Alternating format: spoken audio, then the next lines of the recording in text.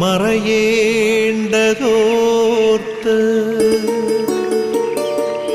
ചന്ദ്രനക്ഷത്രാദികൾ വിതുമ്പുമ്പോൾ മാറ്റമില്ലാതെങ്ങും വിരാജിക്കും ദൈവമേ, അങ്ങയെ വാഴ്ത്തുന്നു ഞങ്ങൾ. ഉദിച്ചെങ്ങും പ്രഭതൂകും പാരിലെ സൂര്യരശ്മിയേക്കാൾ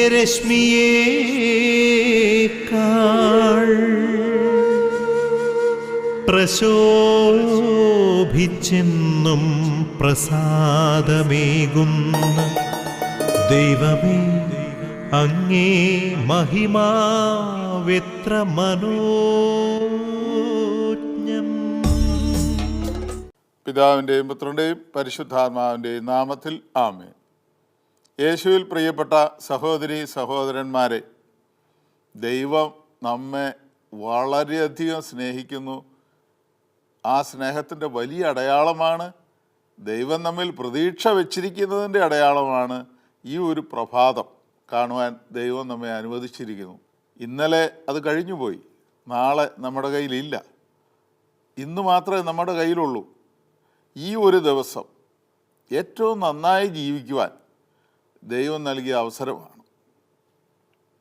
കഴിഞ്ഞത് കാലങ്ങളിൽ വന്ന പരാജയങ്ങളിൽ നിന്ന് പാഠം ഉൾക്കൊണ്ട് പുതിയൊരു തുടക്കം കുറിക്കുവാൻ ദൈവം ഒരവസരം കൂടി തന്നിരിക്കുന്നു. നന്ദി നിറഞ്ഞ ഹൃദയത്തോടെ നമുക്ക് ഈ ഒരു ദിവസം ആരംഭിക്കാം.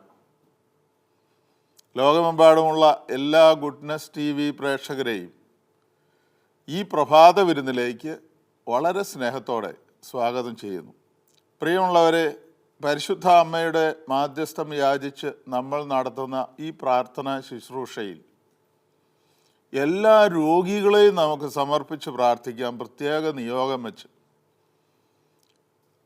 ശാരീരികമായും മാനസികമായും വേദനിക്കുന്ന ഒത്തിരി രോഗികൾ നമ്മുടെ ചുറ്റിലുമുണ്ട്. ഭവനങ്ങളിലുണ്ട്, അയൽപക്കത്തുണ്ട്, ആശുപത്രികളിലുണ്ട്. നമുക്കെല്ലാവരെയും ഓർത്ത് അവർക്ക് വേണ്ടി പരിശുദ്ധ അമ്മയുടെ മാധ്യസ്ഥം യാചിച്ച് പ്രാർത്ഥിക്കാം. നന്മ നിറഞ്ഞ മറിയമേ സ്വസ്തി, കർത്താവ് അങ്ങയോടുകൂടെ സ്ത്രീകളിൽ അങ്ങ് അനുഗ്രഹിക്കപ്പെട്ടവളാവുന്നു. അങ്ങയുടെ ഉദരത്തിന് ഫലമായി ഈശോ അനുഗ്രഹിക്കപ്പെട്ടവനാവുന്നു. പരിശുദ്ധ മറിയമേ തമ്പുരാൻ്റെ അമ്മേ, പാപികളായ ഞങ്ങൾക്ക് വേണ്ടി ഇപ്പോഴും ഞങ്ങളുടെ മരണസമയത്തും തമ്പുരാനോട് അപേക്ഷിക്കണമേ. ആമേൻ.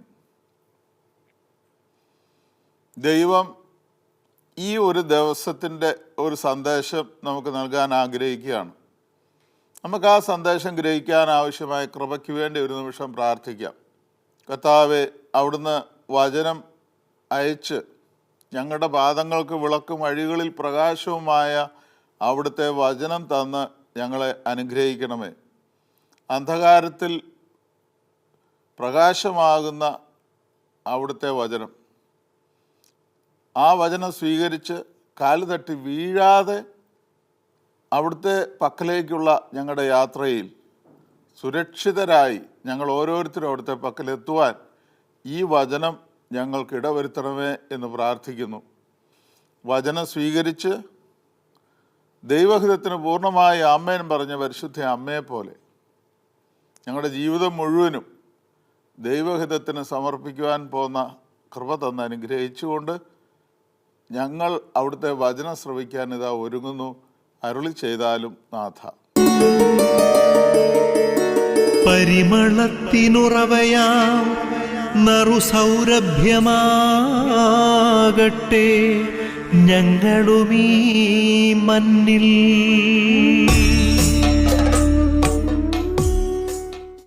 നമുക്കിന്ന് വിശുദ്ധ യോഹന്നാൻ്റെ സുവിശേഷത്തിലെ 6-ാം അധ്യായം 1 മുതലുള്ള വചനങ്ങൾ നമുക്ക് വായിച്ച് ധ്യാനിക്കാം.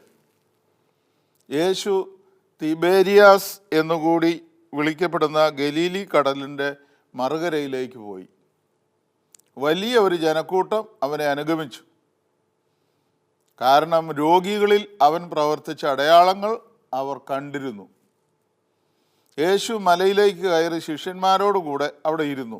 യഹൂദരുടെ പെസഹ തിരുനാൾ അടുത്തിരുന്നു. യേശു കണ്ണുകൾ ഉയർത്തി ഒരു വലിയ ജനതതി തൻ്റെ അടുത്തേക്ക് വരുന്നത് കണ്ടു.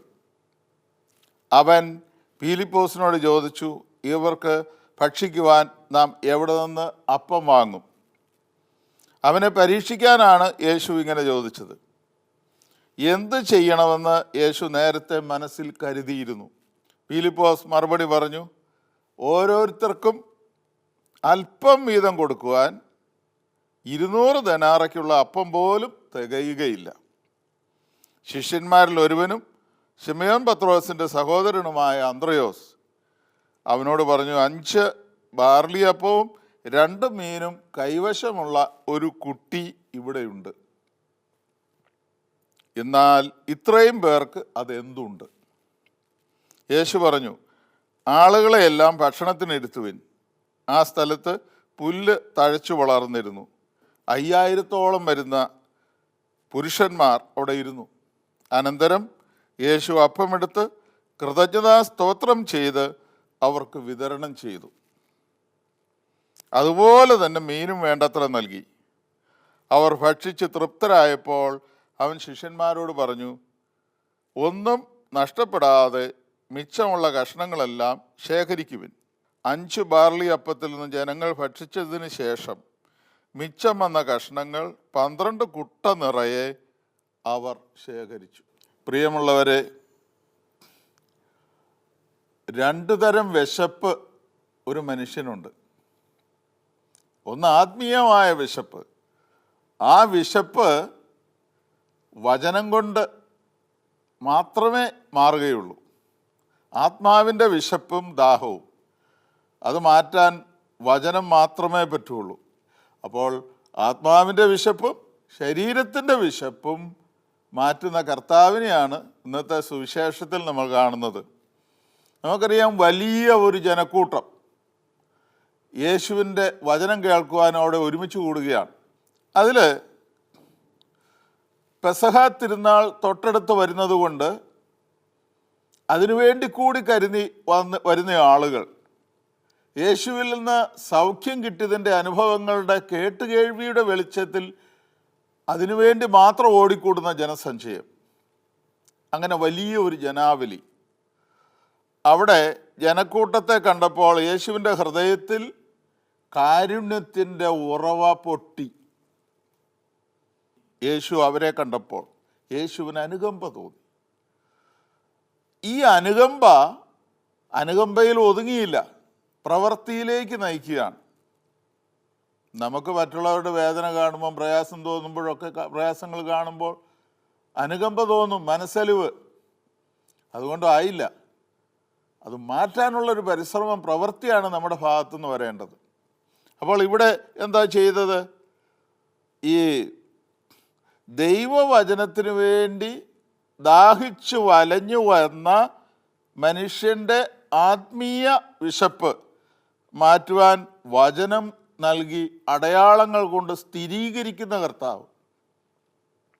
അപ്പോൾ മനുഷ്യൻ അപ്പം കൊണ്ട് മാത്രമല്ല ജീവിക്കുന്നത്, ദൈവത്തിൻ്റെ അധരത്തിൽ നിന്ന് പുറപ്പെടുന്ന ഓരോ വചനം കൊണ്ടുകൂടിയാണ്. ശരീരം ഒന്നിനും ഉപകരിക്കുന്നില്ല. ആത്മാവാണ് ജീവൻ നൽകുന്നത്. ആ ജീവൻ നൽകുന്നത് എന്താണ്? എൻ്റെ വാക്കുകൾ ആത്മാവും ജീവനുമാണ്. അപ്പോൾ ആ വചനമാണ് യേശു ആദ്യം കൊടുക്കുന്നത്. പക്ഷേ അവിടെ കൊണ്ട് നിർത്തുന്നില്ല. ആത്മീയ വിശപ്പും ദാഹവും കർത്താവ് മാറ്റി. ആർക്കെങ്കിലും ദാഹിക്കുന്നെങ്കിൽ അവൻ എൻ്റെ അടുക്കൽ വന്ന് കുടിക്കട്ടെ. അപ്പോൾ പരിശുദ്ധാത്മാവിനെ നൽകും, ആത്മീയ ഭോജനം നൽകും.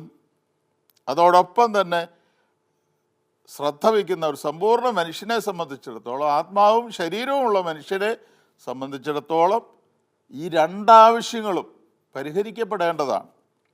അതാണ് യേശു രണ്ടാമത് ചെയ്യുന്ന ഒരു കാര്യം, ശരീരത്തിന് വേണ്ട ഭക്ഷണം. അപ്പോൾ ഇത് കൊടുക്കണം എന്ന് യേശുവിൻ്റെ മനസ്സിൽ തോന്നി, മനസ്സലിവ് തോന്നി, കരുണ തോന്നി ജനത്തോട്.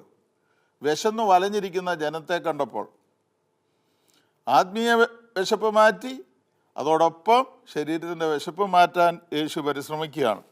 അവിടെ നമ്മൾ കാണുന്നുണ്ട് യേശു തൻ്റെ വത്സല ശിഷ്യനായ പീലിപ്പോസിനോട് ചോദിക്കുന്ന ഒരു ചോദ്യമുണ്ട്. ഇവർക്ക് ഭക്ഷിക്കുവാൻ നാം എവിടെ നിന്ന് അപ്പം വാങ്ങും? കാരണം ഈ പീലിപ്പോസ് ആ നാട്ടുകാരനാണ്, ആ സ്ഥലത്തെക്കുറിച്ചൊക്കെ അറിയാം. അതുകൊണ്ട് പീലിപ്പോസിനോട് തന്നെയാണ് കർത്താവ് ചോദിച്ചത്, ഈ വലിയ ജനാവലിയെ നമ്മൾ എങ്ങനെ തീറ്റിപ്പോറ്റും? ഇവർക്ക് എവിടെ നിന്ന് അപ്പം വാങ്ങും? അവിടെ ഉടനെ കൊടുക്കുന്നുണ്ട്. അവനെ യേശു പരീക്ഷിക്കാനാണ് ചോദിച്ചത്. അവനോട് എന്തു ചെയ്യണമെന്ന് യേശു നേരത്തെ നിശ്ചയിച്ചിരുന്നു.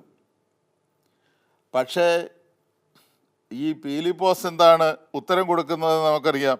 ഓരോരുത്തർക്കും അല്പം വീതം കൊടുക്കുവാൻ 200 ദനാറയ്ക്കുള്ള അപ്പം പോലും തികയുകയില്ല. അപ്പോൾ ഇതാണ് അവന് ഈ പീലിപ്പോസ് സ്വന്തം പരിമിതിയിലേക്കാണ് പോകുന്നത്, സ്വന്തം പരിമിതി. അപ്പോൾ പീലിപ്പോസിന് ആ മറുപടി പറയാൻ കാരണം നിരാശയുടെ ഒരു പ്രതിഫലനമായിരുന്നു. കാരണം പീലിപ്പോസ് എന്താ പറഞ്ഞ, അപ്പം കിട്ടണമെങ്കിൽ അതിന് പണം വേണം. അതിനെവിടെ നിന്ന് കിട്ടും? ഇപ്പോഴത്തേതുപോലെ നമുക്ക് സ്തോത്രക്കാഴ്ച പിരിക്കാൻ പറ്റുമോ? അന്ന് അതില്ലല്ലോ. പക്ഷേ 200 ദനാറയുടെ ഒരു ബഡ്ജറ്റ് ഉണ്ടാക്കി പീലിപ്പോസ്. ഇത്രയും ജനത്തിന് അല്പം മുറിച്ച് കുറേശ്ശെ കൊടുക്കണമെങ്കിൽ പോലും 200 ദനാറയ്ക്കുള്ള അപ്പം വേണം. ഒരു ദിവസത്തെ ഒരാളുടെ ദിവസക്കൂലിയാണ് 1 ദനാറ. അപ്പോൾ 200 ദനാറ വേണമെങ്കിൽ 7 മാസത്തെ ജോലിയുടെ അധ്വാനത്തിൻ്റെ ഫലമാണ്.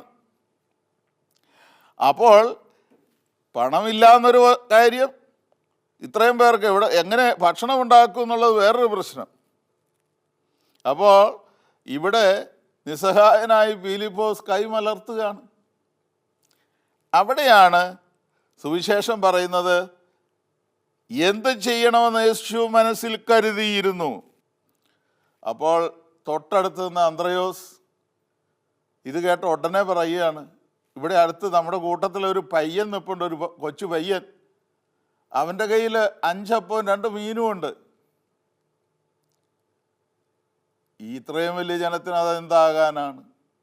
അവനും നിസ്സഹായതയോടുകൂടി കൈമലർത്തി പീലിപ്പോസിനോട് ചേർന്ന് നിൽക്കുകയാണ്.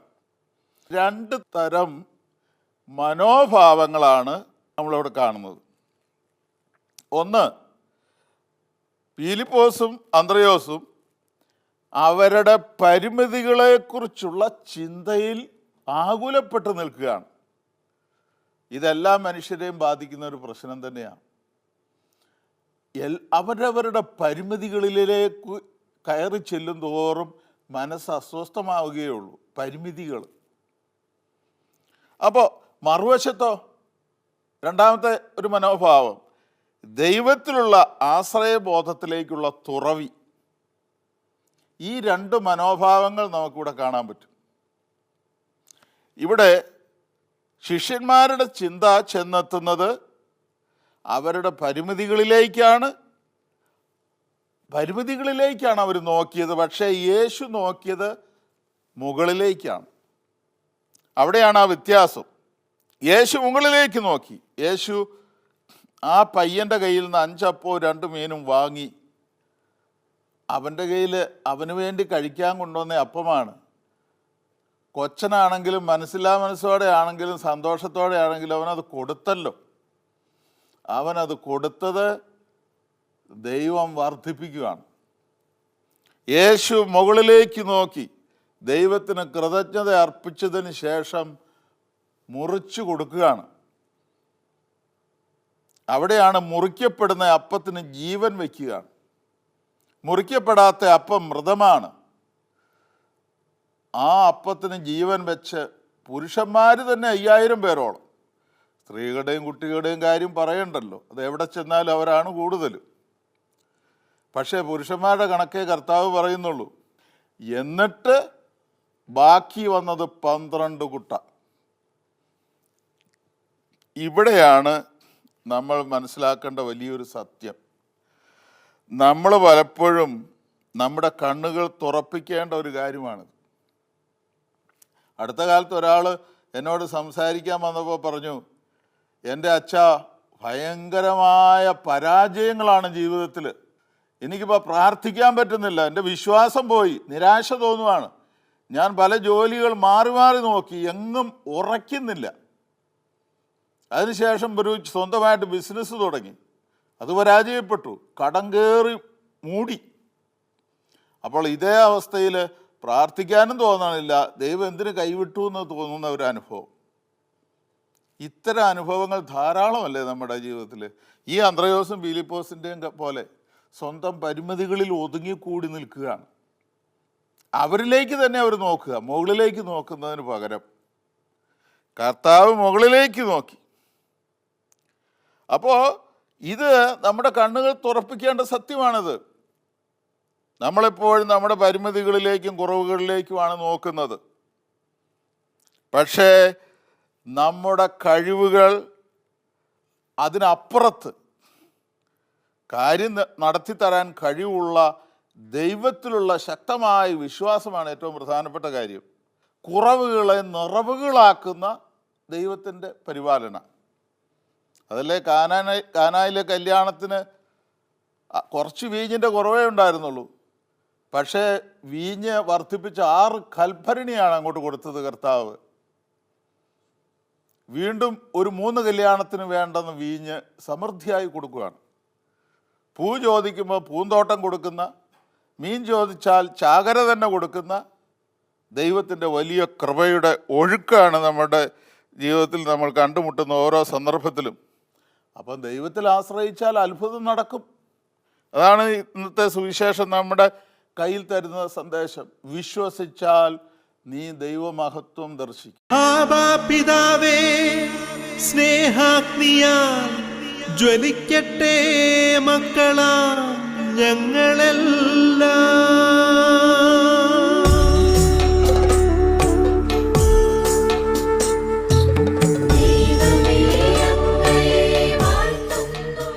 പിതാവായ ദൈവമേ, ഞങ്ങളുടെ സമൂഹത്തിന്, ഞങ്ങൾക്ക്, ഞങ്ങളുടെ കുടുംബത്തിന് നൽകിയ നന്മകളെ ഓർത്ത് നന്ദി പറഞ്ഞ് സ്തുതിച്ച് മഹത്വപ്പെടുത്തുന്നു. കർത്താവേ, ബാലൻ്റെ 5 അപ്പവും 2 മീനുമാണല്ലോ അവിടുന്ന് വർദ്ധിപ്പിച്ച് നൽകിയത്. കർത്താവെ, ഞങ്ങളുടെ പരിമിതമായ ജീവിത സാഹചര്യങ്ങളിലേക്ക് ഞങ്ങൾ ഒതുങ്ങിക്കൂടി കർത്താവെ, എന്ത് ചെയ്യാനാണ്, വഴിമുട്ടിയല്ലോ എന്ന് വിചാരിക്കുന്ന സന്ദർഭങ്ങളിൽ കൈപിടിച്ച് നടത്താൻ അവിടുന്ന് കൂടെയുണ്ട് എന്ന വലിയ സത്യത്തിൻ്റെ ഓർമ്മ ഞങ്ങളിൽ നിന്ന് പോകാൻ അനുവദിക്കരുത്. കർത്താവേ, ഞങ്ങൾക്ക് ഉള്ളത് എന്താണെങ്കിലും അത് അവിടുത്തെ ഭരമേൽപ്പിച്ചാൽ 100 ഇരട്ടിയാക്കാൻ അവിടത്തേക്ക് കഴിയും എന്ന വലിയ സത്യത്തിൻ്റെ ഓർമ്മപ്പെടുത്തൽ. കർത്താവേ, ഞങ്ങളെ തന്നെ പൂർണ്ണമായിട്ട് വിട്ടുതരുന്നു. ഞങ്ങളുടെ ഈ ഒരു ദിവസത്തെ പൂർണ്ണമായിട്ട് സമർപ്പിക്കുന്നു. അവിടുന്ന് കൂടെയുണ്ട്, ശക്തിപ്പെടുത്തുന്നവൻ കൂടെയുണ്ട് എന്ന അവബോധം ഞങ്ങൾക്ക് നൽകണമേ. കർത്താവേ, പ്രശ്നങ്ങളുടെ ഊരാക്കുടുക്കിൽപ്പെട്ട് നട്ടം തിരിയുന്ന മനുഷ്യരുണ്ട്, എന്ത് ചെയ്യണമെന്നറിയാതെ. കർത്താവേ, താഴേക്ക് നോക്കാതെ, ചുറ്റുവട്ടത്തിലേക്ക് നോക്കാതെ അവിടുത്തെ പക്കലേക്ക് നോക്കുവാൻ ഞങ്ങളെ സഹായിക്കണമേ. അവിടുന്ന് ഞങ്ങളെ കൈപിടിച്ച് നയിക്കുമെന്ന വിശ്വാസത്തിൽ ഞങ്ങളുടെ ഈ ഒരു ദിവസം ഞങ്ങൾ ആരംഭിക്കട്ടെ.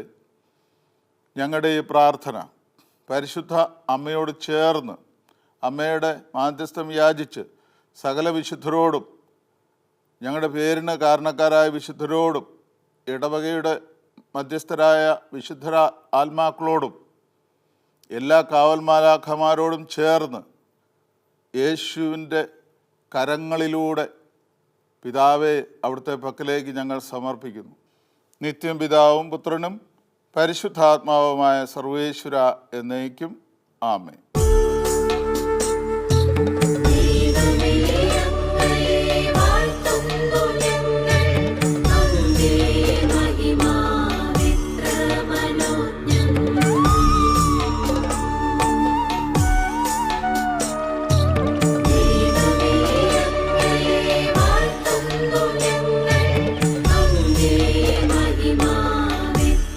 Mano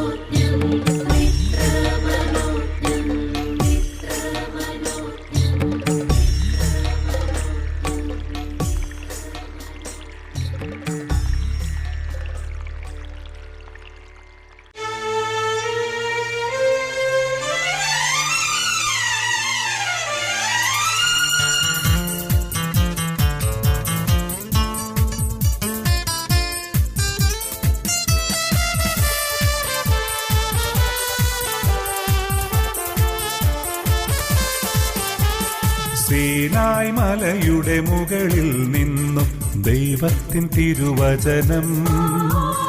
നിനക്കു ഞാനല്ലാതൊരു ദൈവം വേറില്ലീയുലകിൽ. സീനായ് മലയുടെ മുകളിൽ നിന്നും ദൈവത്തിൻ തിരുവചനം. നിനക്കു ഞാനല്ലാതൊരു ദൈവം വേറില്ലീയുലകിൽ. സർവശക്തനായ ദൈവമേ, സർവ്വാധിപനാം ദൈവമേ, സൈന്യങ്ങൾ തൻ ദൈവമേ, സത്യമപൂർണ്ണത ദൈവമേ. സർവശക്തനായ ദൈവമേ, സർവ്വാധിപനാം ദൈവമേ, സൈന്യങ്ങൾ തൻ ദൈവമേ, സത്യമപൂർണ്ണത ദൈവമേ.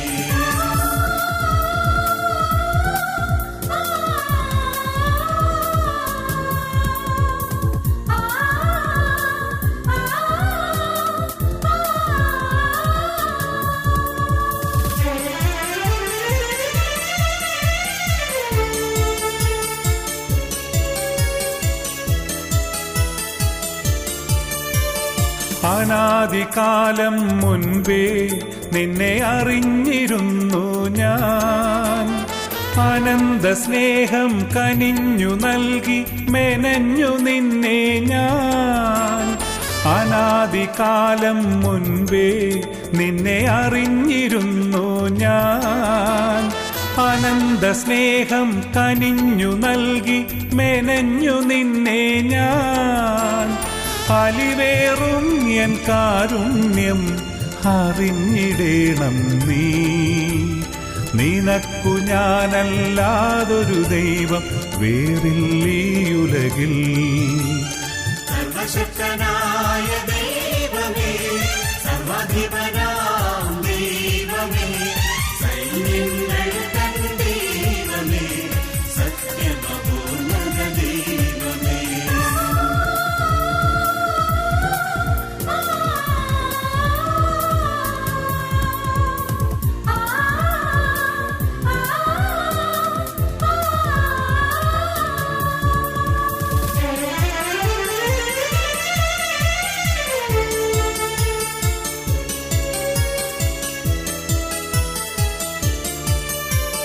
കൺമണിയായി കരുതി നിന്നെ കാത്തു പുലർത്തി ഞാൻ.